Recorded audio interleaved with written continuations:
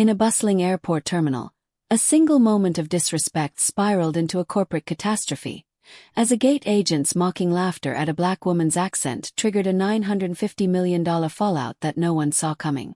On a crisp morning at Chicago's O'Hare International Airport, Amara Okoye stood at the gate counter, her carry-on bag slung over her shoulder. She was a poised woman in her late 40s, dressed in a tailored blazer and skirt, her natural hair pulled into an elegant updo. As the CEO of Horizon Travel Group, a conglomerate managing luxury resorts, cruise lines, and private jet charters worth $950 million, Amara was accustomed to navigating high-stakes environments. But nothing had prepared her for the encounter that would unfold at Gate C-17.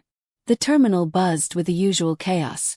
Passengers rushing to gates, announcements crackling over the intercom, and the faint hum of jet engines outside.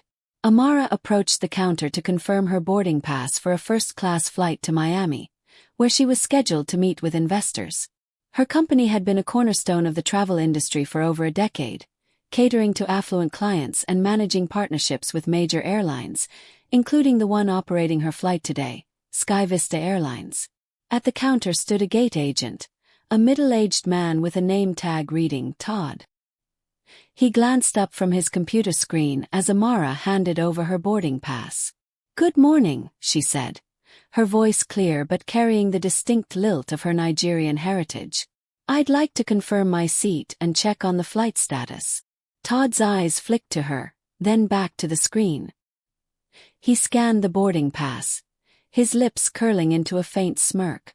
"Say that again," he asked, his tone laced with amusement.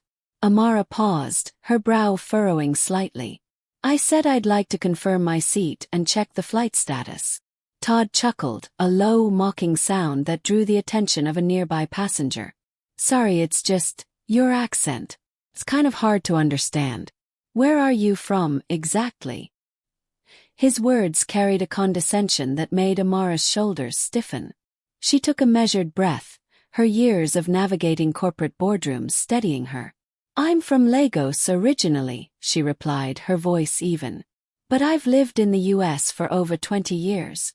My accent shouldn't be an issue. Can you confirm my seat?"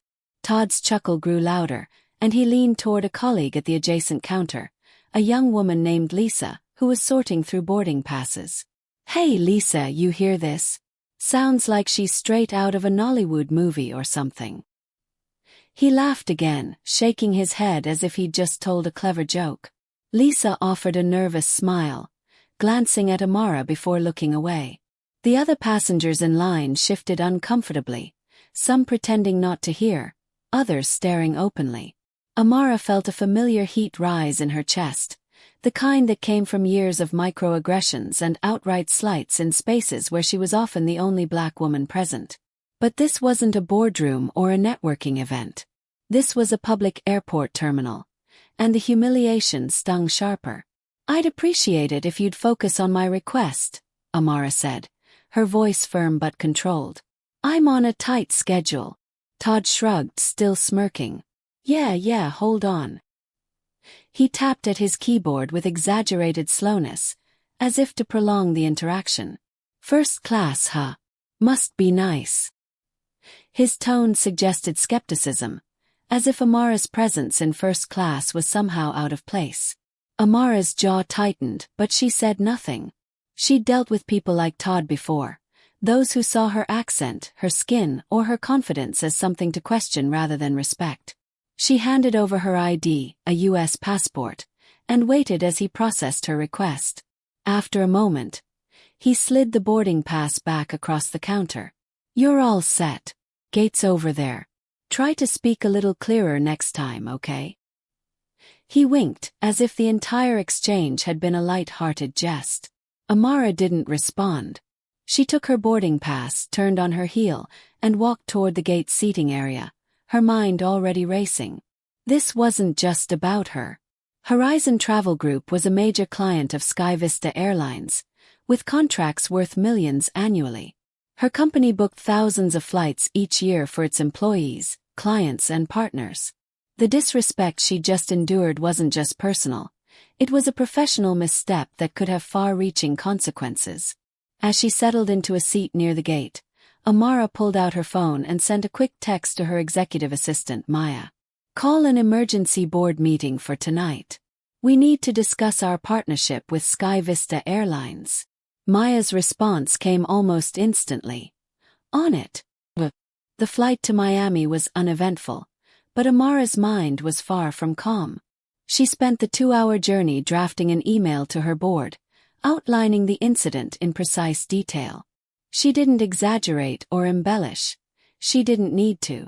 The facts were damning enough. A gate agent had openly mocked her accent, belittled her in front of other passengers, and treated her with a level of disrespect that was unacceptable for any customer, let alone the CEO of a company that funneled millions into Sky Vista's coffers. By the time Amara landed in Miami, the story had already begun to spread. A passenger who had witnessed the exchange at the gate had posted about it on X, describing the agent's behavior in vivid detail.